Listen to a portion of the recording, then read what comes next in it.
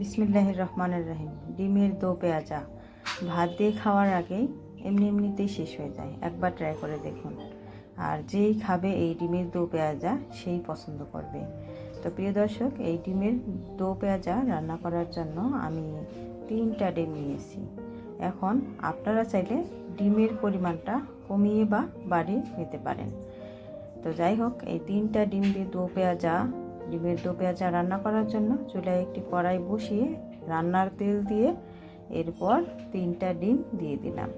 এখন চুলার আঁচ মিডিয়ামে রেখে আমি এই ডিমগুলোকে ভেজে নিচ্ছি, আর এই ডিমের স্বাদ অনুযায়ী লবণ দিয়ে দিলাম। এখন নাড়াচাড়া করে এই ডিমগুলোকে হালকাভাবে ভেজে নেব, বেশি কড়া করে ভাজবো না। এরপর ডিম যখন একটু ভাজা হবে তখন এরকম পিস পিস করে কেটে নেব, যাতে ডিমের দো পেঁয়াজা খেতে দারুণ সুস্বাদু হয়।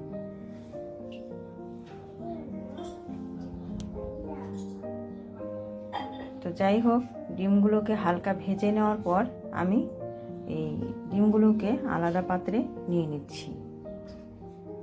প্রিয় দর্শক, আপনাদের কাছে আমার একটি অনুরোধ, ভিডিও দেখা শুরুতে সবাই একটি লাইক দিয়ে তারপর দেখা শুরু করবেন। এখন আবারও ওই ফ্রাই প্যানটা চুলায় বসিয়ে হালকা একটু তেল দিয়ে পেঁয়াজ দিয়ে দিলাম। এর সাথে নিয়েছি এখানে গাজর, ঢেঁড়স এবং টমেটো আর কাঁচামরিচ ফালি। এখান থেকে কাঁচামরিচ ফালি বাদ দিয়ে এই বাকি 3টে উপকরণ দিয়ে দিচ্ছি। এখানে আমি পেঁয়াজের পরিমাণটা ডিমের সম পরিমাণ নেওয়ার চেষ্টা করেছি, আর পেঁয়াজগুলোকে আমি মাঝখানে ফালি করে নিয়েছি। আর পেঁয়াজের পরিমাণ চাইলে আপনারা একটু কমিয়ে বা বাড়িয়ে নিতে পারেন, আর পেঁয়াজগুলোকে আপনারা চাইলে আরেকটু ছোট করে নিতে পারেন। এরপর চুলার আঁচ কমিয়ে রেখে আমি এই পেঁয়াজ সবগুলো উপকরণ এক কথায় ভেজে নিয়েছি। এখন এই পেঁয়াজ ভাজা তেলের মধ্যেই আদা, রসুন এবং জিরা বাটা এগুলোকে ভেজে নিচ্ছি। কাঁচা একটা ঘ্রাণ আছে, সেই ঘ্রাণটা চলে যাওয়া পর্যন্ত ভেজে নিচ্ছি। এখন এখানে দিব একটু পানি। এই আদা, রসুন এবং জিরা বাটাটাকে কষিয়ে নিতে যতটুকু পানি লাগবে সেই পরিমাণে পানি দিয়েছি। এখানে পানির অনুমানটা আপনারা দেখেই বুঝতে পারছেন যে কতটুকু পানি দিয়েছি, সেই পরিমাণ অনুযায়ী আপনারা পানিটা অ্যাড করে দিবেন। এখন দিচ্ছি এখানে গরম মশলার গুঁড়া, ধনিয়া গুঁড়া এবং পাঁচফোড়ন গুঁড়া। 3টা মশলার উপকরণ এখানে আমি অ্যাড করলাম।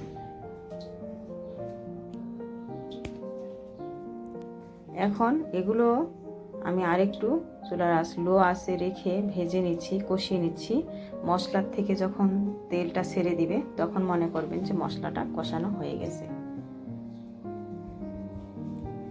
তো মশলাটা কষিয়ে নেওয়ার পর দিয়ে দিলাম পানি। এখানে আমি প্রায় হাফ কাপের একটু বেশি হবে পরিমাণে পানি অ্যাড করেছি। আপনারা চাইলে আর একটু বেশি করেও পানি অ্যাড করতে পারবেন। এরপর ভেজে রাখা পেঁয়াজ, গাজর, টমেটো এবং ঢেঁড়স দিয়ে দিলাম। এগুলোকে কিন্তু আবার কষিয়ে নিতে হবে, আর এর সাথে দিয়ে দিচ্ছি ফালি করে রাখা কাঁচামরিচ। এখানে ঝাল আপনাদের পছন্দ মতো দিয়ে দেবেন। ঝালটা যত একটু বেশি হবে এই ডিমের দো পেঁয়াজাটা খেতে খুব ভালো লাগবে। এখন এই পেঁয়াজের সাথে দিয়ে দিচ্ছি ভেজে রাখা ডিম। ডিমগুলো কিন্তু কখনো কড়া করে ভাজবেন না, তাহলে কিন্তু এই ডিমের দো পেঁয়াজাটা বেশি টেস্ট হবে না।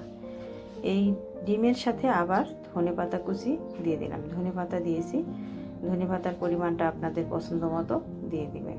এখন এগুলোকে আমি কষিয়ে নিচ্ছি চুলার আঁচ মিডিয়াম টু লো এর মাঝামাঝিতে রেখে। অবশ্যই চুলার আঁচ কমিয়ে তারপর এই ডিমের দো পেঁয়াজাটা রান্না করবেন, তাহলে কিন্তু খেতে দুর্দান্ত হবে। এখন দিয়ে দিলাম স্বাদ মতো লবণ। লবণটা আপনারা একটু দেখে দিবেন, কারণ ডিম যখন ভেজেছি তখন কিন্তু লবণের পরিমাণটা আমি ওখানেও দিয়েছি, লবণ দিয়েছি। তো যাই হোক, এরপর আরেকটুখানি পানি দিয়ে আমি এই ডিম কষিয়ে নিচ্ছি, ডিমের দো পেঁয়াজাটাকে কষিয়ে নিচ্ছি। তবে ঢাকনা দিয়ে ঢেকে রেখে এই ডিমের দো পেঁয়াজাটাকে রান্না করে নিচ্ছি।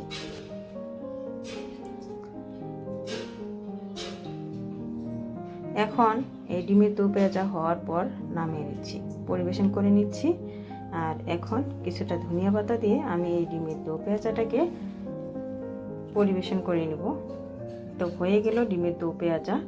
প্রিয় দর্শক, আজকের রেসিপিটা একবার ট্রাই করে দেখবেন, আশা করি ইনশাল্লাহ খুব ভালো লাগবে। ভাত দিয়ে খাওয়ার আগে এমনিতেই শেষ হয়ে যাবে, যে কেউ অনায়াসেই খুব পছন্দ করবে। পরিবারের সকলকে এই